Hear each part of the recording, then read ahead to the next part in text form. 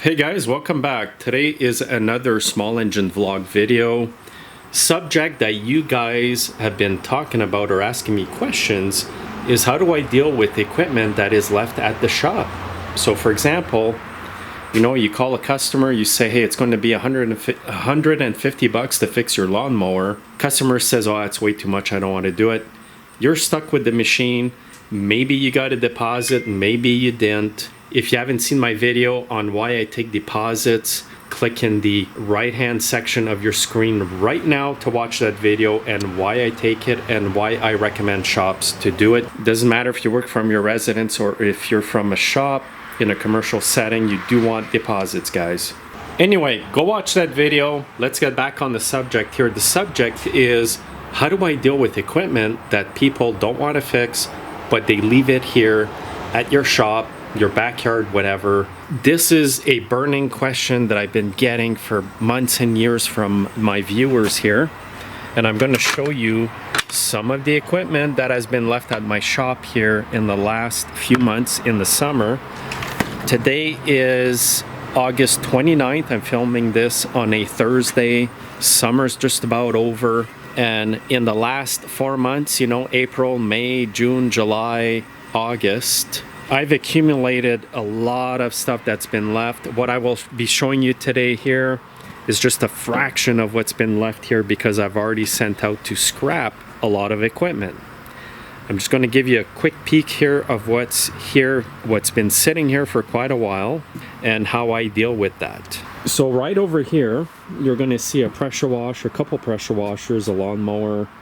This is my motorcycle lift, by the way, guys. If you ride a motorcycle, please comment. Let me know what you're riding because I'm a motorcyclist as well. Generator's been left here. Other stuff's been left here, like that mower here, that lawn tractor over there. This is just a fraction of what I got. But I want to tell you today how to deal with people with your small engine business and how to make sure that they don't come back and want that stuff back and give you a hard time for it. So I'm going to read off from my list here, and if I forget to mention anything about this subject, please comment below as well. The first thing you want to do if you work from your residence like me, and I am a legit business, registered with the town, etc.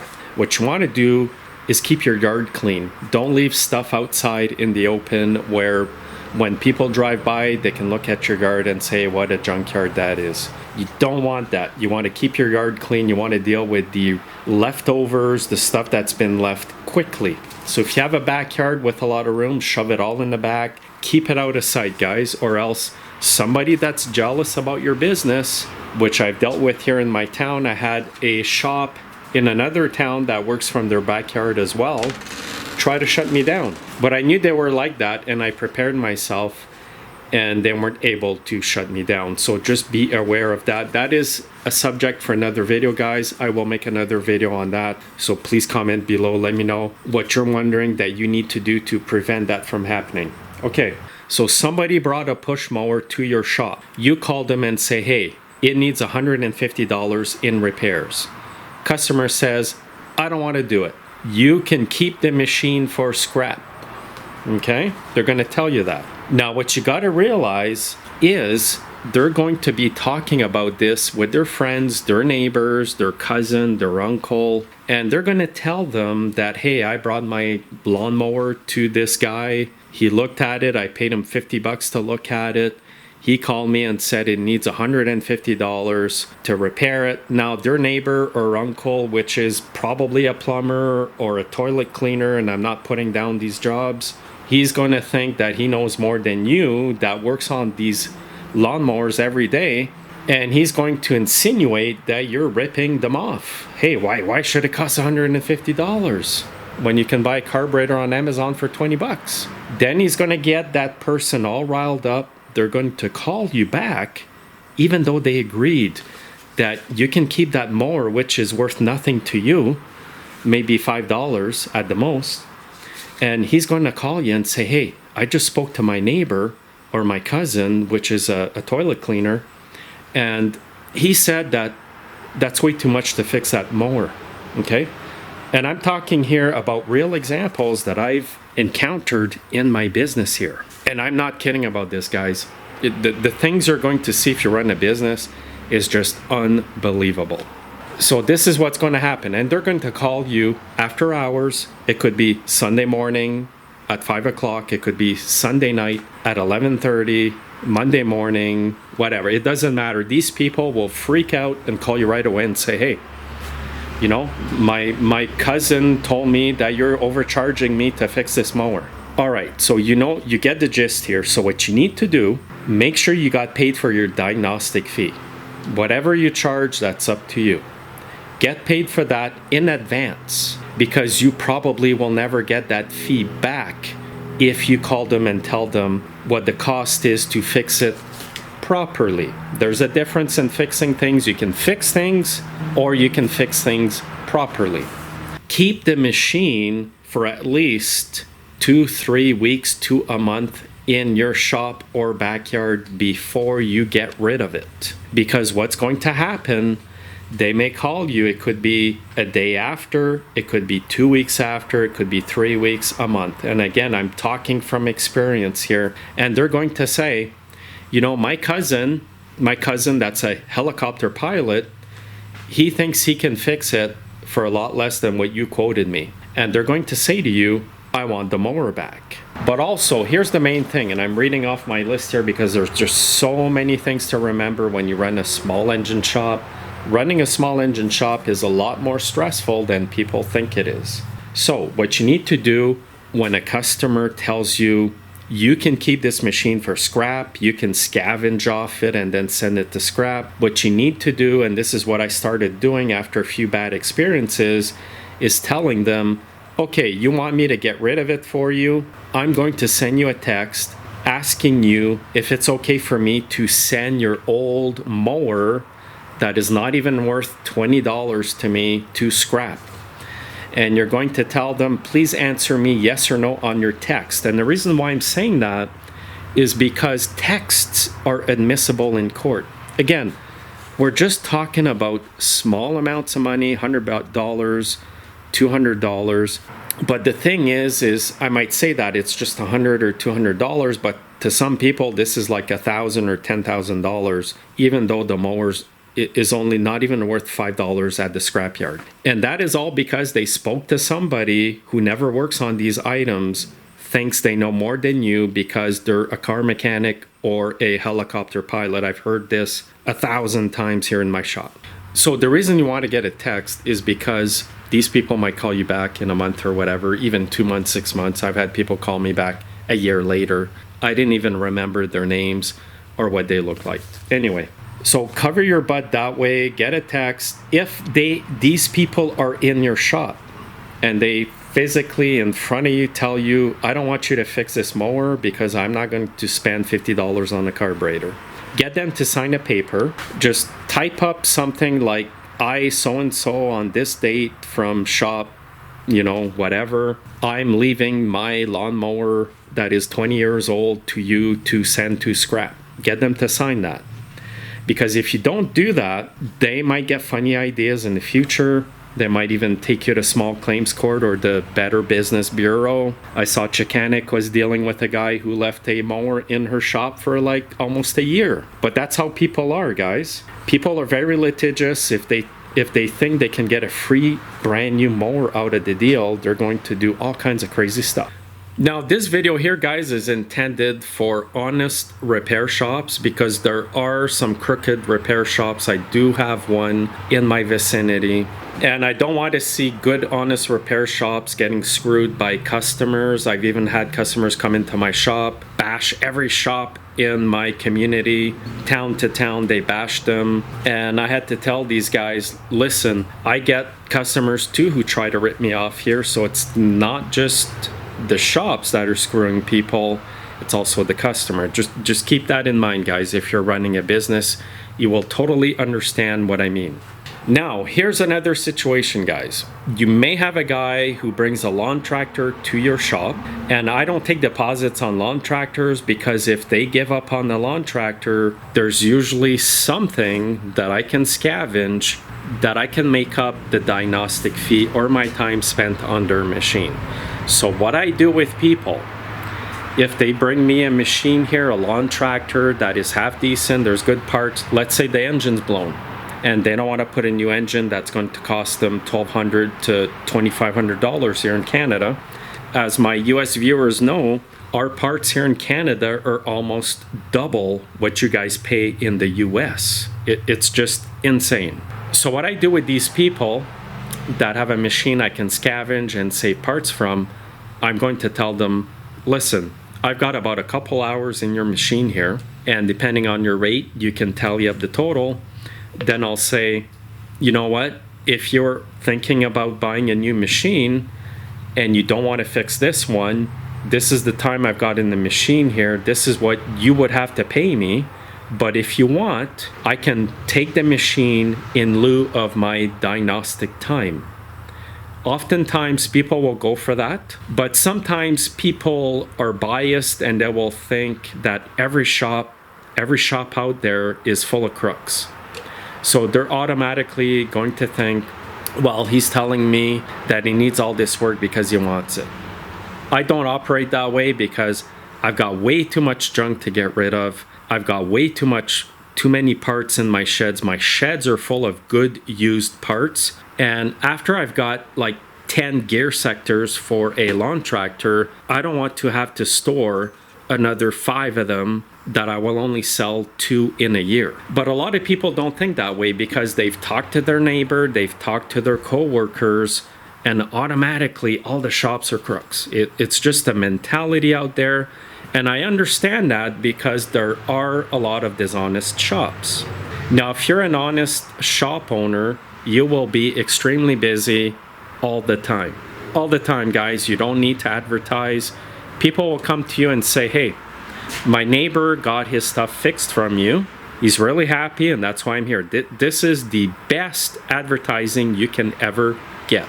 So again, you can trade off your diagnostic time for a machine that you can get your money back and sometimes more, and then everybody's happy that way. Because let's say you've got a John Deere lawn tractor with a blown transmission, a guy brought one to your shop with a blown engine, you've spent 2 hours in that job, the guy was thinking about buying a new machine anyway, and he says, I'll leave it here to you, do what you want with it. You can salvage the transmission or the engine and make a good machine out of 2. But again, make sure you cover your butt, guys. Make sure you get a text saying that he agrees to leave it to you in lieu of payment, okay? So you gotta write it in a way, your text, that covers your butt. So here's an example. Here's what I do with people. I'll text them and say, this is after I get off the phone with them. I'll say, hey, when I get off the phone, I'm going to text you and I'm going to ask you in that text if you're okay to leave your machine here for me to dispose of it. Now, for you to dispose of it can mean anything. It can mean sending it off to scrap. It can mean to scavenge off it or whatever. Okay, so I text them when I get off the phone. And sometimes people answer quickly. They answer like within a minute, and sometimes it takes them half a day or the next day. So give them time to answer you back and give them 2-3 days. If you haven't heard back from them in 2-3 days, send the exact same text again and say, hey, did you have a chance to look at my text? Can you text me back? Just so that I can confirm and to make sure there's no misunderstandings in our transaction. Just be very professional when you do this. And remember, people have busy lives. They might have gotten your text and they may have received 4 or 5 other texts from people at the same time, and they totally forgot about it. So just remember that in all your transactions that there is a human nature involved. Let's face it, when we go somewhere else to get a service, we don't totally understand everything that is going on and why our bill is that high. So give people some leeway, give them the benefit of the doubt, guys. Always give them the benefit of the doubt, because some people, not all people are bad. Most people are good, by the way. And most people don't want to screw you. Just remember that. And I'm also going to say that for customers that watch this video, not all the shops are out to screw you. They don't necessarily want your equipment to try to fix and sell and make money, because most honest shops would have fixed your equipment when it came and you would have come and paid for it. That's what most shops are looking for. So don't worry about that on each side of the spectrum, whether you are a shop owner or a customer. Now you're going to get another type of customer where they don't mind to give you the diagnostic fee, and they're going to be concerned that you're not just sending it to scrap, but you're scavenging parts and recycling them. These types of people will be very happy to give you your diagnostic fee, and they'll be super happy that you're not just throwing it out like an old rag, but you are actually saving parts that can be reused. I do have that type of customer. I've got the type of customer where they're just happy for you to take their equipment in lieu of the diagnostic fee.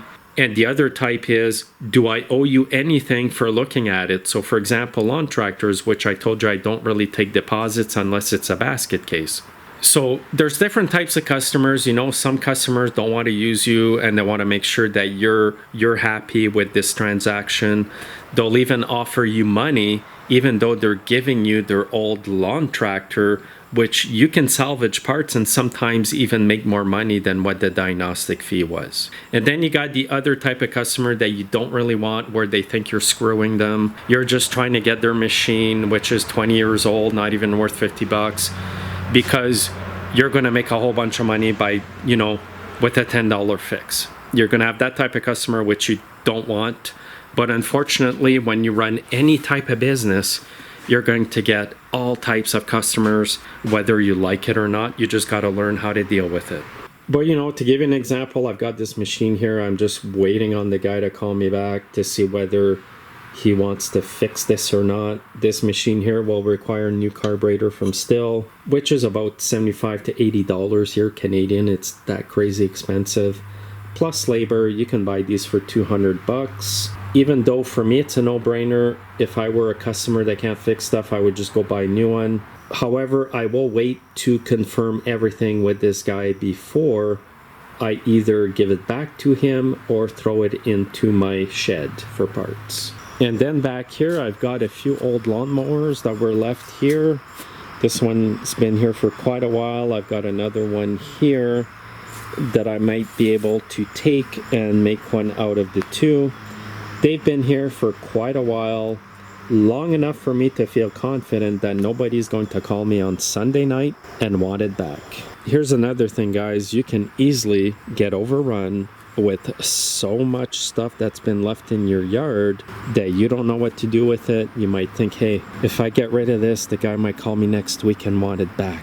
If stuff is left at my shop for too long, I'm going to call them and say, hey, this piece of equipment's been in my yard or my shop for way too long, and be polite when you do this. And I'm going to tell them, look, if you don't pick it up by this date, unfortunately, I've got to charge you a storage fee for that. Usually when money's involved and they can feel their pocketbook might be affected, people will react very, very quickly. So then you can decide, hey, do you want me to scrap this or not? And again, do like I told you, get a text or get them to sign a paper if they are in your shop as to what they want you to do with that piece of equipment.